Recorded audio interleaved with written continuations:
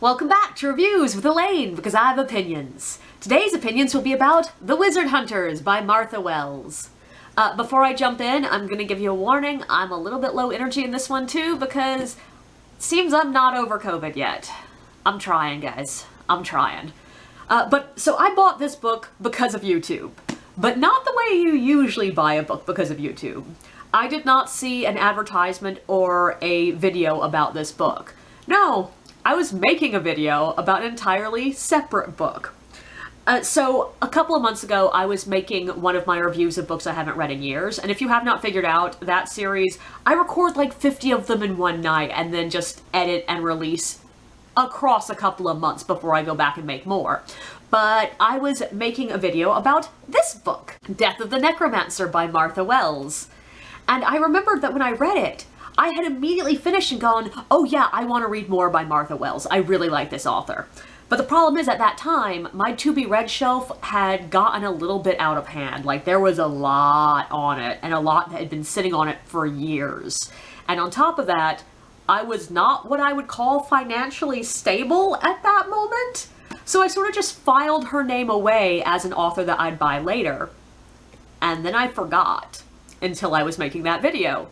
But when I made it, I immediately was like, oh my god, my to-be-read shelf is not out of hand right now, and like, I have enough money to buy food, so I'm gonna buy that book. And I went out looking for a Martha Wells, and I hit a fucking wall. I searched my local secondhand bookstores, some actual bookstores, Amazon, and finally I went to bookshop.org. And I could find a few of her sci-fi books on bookshop.org, but while I don't mind sci-fi, it's not my primary field of reading. And I really wanted another book in this series, because I remember when I read this book thinking, I feel like this is the second in a series. So I went to the author's direct website, marthawells.com, and from there I could find out that, yeah, there sort of are other books in this series. Specifically, in this world, she has 2 standalone books and a trilogy. And the trilogy was the one that I could find online, so I went ahead and bought the first of the trilogy. And then I waited, and waited, and waited, because it was on back order. And this is the point that it finally occurred to me that Martha Wells might not be the best-known author out there. As even further evidence, when I finally got the book, I realized that this is not the highest quality paperback I've ever bought. Like, the cover is basically cardstock that has been laminated. The kerning within the book itself is often just a little bit off. So, like, they did not spend a huge amount of money on getting this printed. Which is sad, because I really liked this book. So what is this book? Even though this is not technically a sequel to Death of the Necromancer, I do feel the need to tell you a bit about this book to make this book make sense. So Death of the Necromancer is a gaslamp fantasy set in a sort of steampunky, pseudo-Victorian, pseudo-Edwardian kind of England kind of world. The main character is a man named Nicholas, who is a respectable nobleman by day and criminal mastermind slash thief by night. It also features his best friend, Arsald, who is an incredibly powerful wizard who is also possibly a little bit mad and definitely addicted to opium. And these 2 characters were the reason I was interested in reading more Martha Wells. I really loved these characters. Now, this book actually follows Nicholas's daughter, Tremaine. She is not in a good place, and neither is her country. Her father and Arsald actually disappeared years ago, right before a world-shattering war descended on the country. They are being attacked by a force that they call the Gardier, even though they don't actually know what they are. They appear mysteriously, bomb cities, buildings, and ships from their weird, powerful airships. And these airships seem indestructible. No weapon or magic has managed to actually bring one down. And to make it even worse, these airships have, beyond the bombs, they also have a magic spell that can cause all mechanical things to explode when they get in a certain range of the airships. So needless to say, they're sort of screwed. They are losing this war. By the time the book actually starts, they've pretty much already lost. Like, literally, they are just waiting for the final evacuation of the city. The only hope left is a project left behind by Nicholas and Arzald. Before they disappeared, they had been working on this random magic spell, and the physical objects of the spell have been left behind. Now, to power this spell, they need some spheres that are made by Arzald, and he only made like 4 of them, and when the book starts, the second to last one has just been destroyed. Which is how Tremaine gets involved. She has the very last sphere, and it was given to her as a child as a gift by Arzald, basically as a toy. And since then, it has become keyed to her. So she has to physically be there to get this sphere to work. Meanwhile, in the alternating chapters, we meet a guy named Gilead and a guy named Elias. They are exploring an island cave system not far from their home that is dark and mysterious and creepy. And this island has long been used as the lair of evil wizards. The last wizard to inhabit this island, they actually killed a couple of years ago, but suddenly out of the blue, they started seeing signs that there was probably another evil wizard on this island. And because Gilead is God's chosen vessel, which is this community's basically evil wizard exterminator, it's his job to go out and fight wizards, they have come out to the island to see what's going on. And what they find is just not what they expected. They find a large group of men building what they will describe as flying whales. And needless to say, this discovery will not just change the fate of their people, but also Tremaine and her people a world away. So before I go further, I want to say that my epic quest to find the beginning of this series, yeah, it was a failure. While this book is not a sequel to Death of the Necromancer, it sort of is at the same time. And on top of that, it seems, what I can figure out from the website, Martha Wells' website, is that there's an entire collection of short stories featuring Gilead and Elias that also are sort of prequel to this. And there's another book in the Ilrain series, or Ilrain books, that may or may not be a sequel to this book. So there's a lot of material that is a preface for this. But that being said, do I think you need to read all that before you get to this book? Obviously not, because I haven't read any of those short stories. I don't know exactly what's going on. But Martha Wells does a very good and clear and exacting job of making sure we have all the details we need. She gives a lot of information about the previous stories in the first 5 or 6 chapters, which does actually make the beginning of the book begin to feel really exposition heavy, especially because she's introducing 2 worlds. Spoiler alert, the 2 different sides of the story are literally happening on different worlds. And I love stories that jump worlds, especially characters that jump worlds, which should be obvious if you've read any of my work, because I've written 2 books where characters jump worlds. But these kinds of stories inherently lead to a lot of exposition. Add in the fact that she spends a huge portion of the first 4 or 5 chapters giving us place descriptions, and yeah, it was slow going in the beginning. Especially for me, because while I love world building, I don't have much patience for physical descriptions of place. Mainly because unless they are insultingly clear, I have a lot of trouble building mental maps from text. Like, I can get the emotive, tonal stuff. I can get the general bigger picture of where they are. But if you ask me where in the building someone is, I'm probably going to be clueless. Which is why I tend to prefer authors who just give you the exact amount of information you need to move the story along. So, like, I prefer authors that don't tell me there's a window behind a character unless that character is about to go through that window. And the first 4 or 5 chapters here honestly spends, for me, too much time giving us a physical map of where they are. Especially the Elias and Gilead sections, because they're exploring caves with ruins in them, and it felt really like I was about to start a tabletop role-playing session, and I kept worrying about the fact that I don't know exactly where everything is.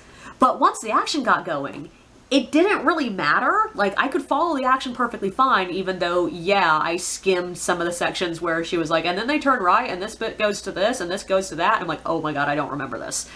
Once we got moving, there was a lot less breakdown of exactly where we were in the caves, and I got the impression that if you were the type of person that follows that well, you'd probably have a better picture of what's going on, and you'd probably really enjoy the maze-like section in the beginning. It just didn't work great for me. But what I did get, and what I did love, was the tonal place descriptions. Especially the tonal differences between the two different worlds. Gilead and Elias come from a world that we would think of as less advanced than Tremaine's world. Like, they feel more of, like, Middle Ages kind of fantasy, versus she's coming from a world that is Victorian steampunk fantasy. And I easily got that in our very first switch over between chapters. And the feeling of the island itself where we're exploring, it's so dark and, yeah, D&D-ish. Like, I fucking loved it. Especially considering I absolutely just find caves and ruins really evocative. But even if I didn't know how the cave system fit together, I could see perfectly painted images in my mind of what the general structures looked like. They are really well established. And in the other world, in Tremaine's world, it was really this impressively complete, emotionally gray surrounding. The despair seemed to, like, drip off of the shabby, half-destroyed scenery. And I think part of this is because there are other books and stories within the same world. It didn't feel one-dimensional. It felt like there was a lot of depth and vibrancy to it.